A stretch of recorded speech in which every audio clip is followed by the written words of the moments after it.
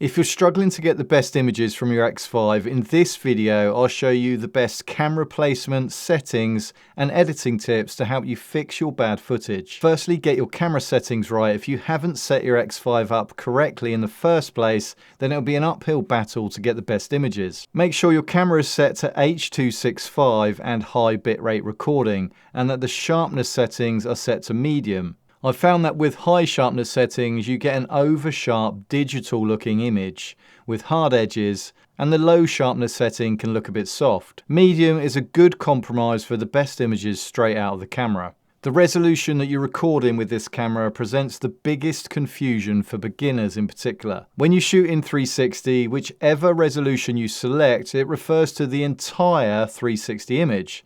So if you select 8K video, this is never 8K in one direction.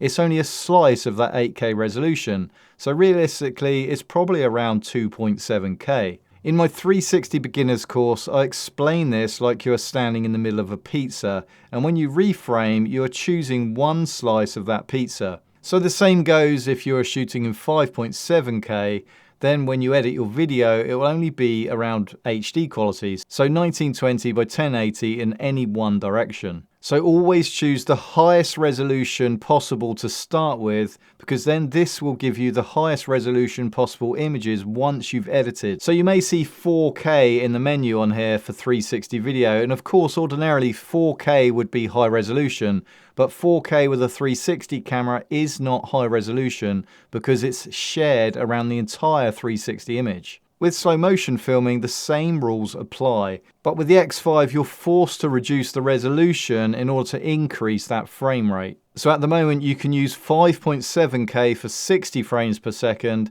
and you can shoot 4K at 120 frames per second. But if you're shooting a lot of slow motion, then I would not advise using 4K because you will see a drop in resolution. Now the arguments around resolution do go out of the window a bit if you're only watching your videos on your phone. Because on your phone, where the images are a lot smaller, the image quality will look a lot higher. And you may only notice a drop in image quality if you play your videos back on a bigger screen. And resolution is made more confusing because when you edit in the app or in the studio software, you're able to export in 4K.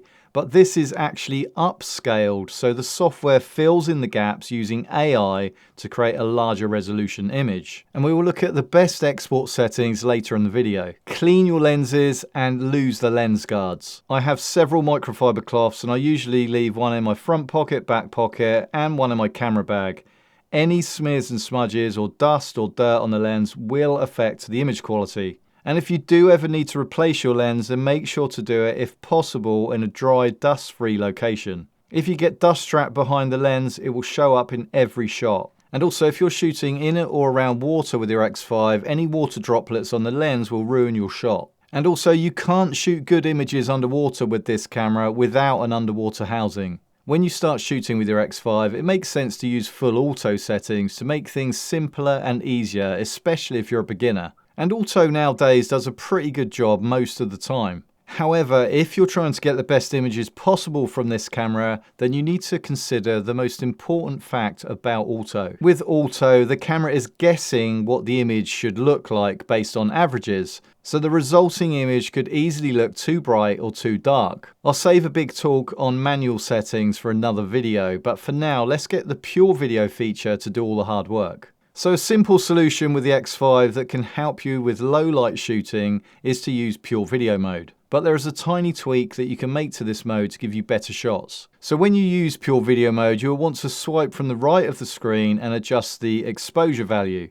This changes what the camera will automatically set your exposure to. This will allow you to make the auto exposure darker or lighter by adjusting the numbers here to either negative for darker images or positive for a brighter image. You only have to set this once and then it will be applied to everything that you shoot from that point on. So in pure video mode, if you adjust this to -0.3, this will prevent the camera overexposing brighter lights in your images.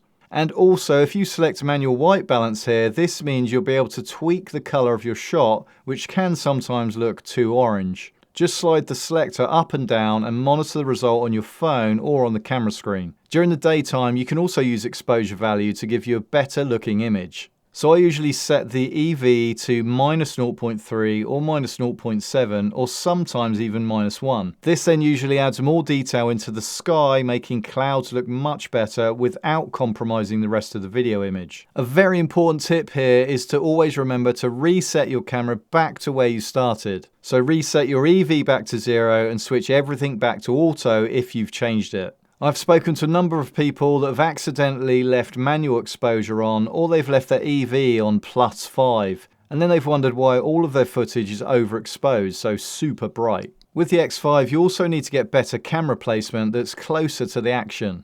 The magic of a 360 camera compared to a single lens camera is that they capture everything around you. So when you're filming with these cameras, you don't have to frame them, so everything at first is unframed. So the simplest way to capture the best images with this camera is with uncomplicated moves and uncomplicated camera positions. If you're moving the camera around a lot, this will mean more processing, more possible stitching errors, and more chance of exposure and lighting changes. So just more for the camera software to deal with and correct. Put simply, most of the time you can just put this camera on a selfie stick and hold it out in front of you in one place to capture what you're doing. The problem with this approach though is that sometimes this simplicity means that there is zero thought given to where you put the camera. And you might just think, I'll sort it in the edit, I'll reframe it, I'm bound to capture what I need. So the one thing that you need to be mindful of when you place this camera out in front of you is the stitch line. If you hold the camera still with the stitch line facing you, then you could end up with a shot like this. So even though you can save most of your footage and reframe it in the edit, just treat your camera like you have two single lens cameras and always point a lens towards the subject. And by having this approach, you're less likely to cross the stitch line and less likely to have poorly stitched images in your video. The other thing with camera placement is to ensure that you're close enough to the subject you're filming. These lenses are super wide, so even though they will capture everything, if you're too far away from your subject can easily look tiny in your shot. So this brings me on to the editing. So you've come this far, so don't ruin your shots in the edit and the export. If we take this super wide shot and zoom in so that we can see the action closer up, that crisp image has now turned to mush because the more we zoom in, the less information we have to create our video image. So get the camera positioning correct to start with and then select the default or mega view and avoid zooming into your image as much as possible. The default or mega view will help produce your curved horizons and distorted vertical and horizontal lines. In the studio, you can also tweak these parameters to ensure that the horizon is straight, which will give your videos a more natural and professional look. How much you can straighten the horizon will depend on the height of your camera when you shot your video in the first place. You can also color grade your shots now using the studio software, and this will allow you to add a little bit more saturation to make your colors pop or add more contrast and darken the shadows. This manual adjustment allows you to fix some of the mistakes that the auto settings may have made during shooting. And when you export your footage, ensure you're exporting at 3840 by 2160 and select H.265 and a bitrate of at least 125. Remember to check out my beginner's course in the description below, as well as the latest deals on the X5. And for more 360 beginner tips, you can watch this video next, and I'll see you over there.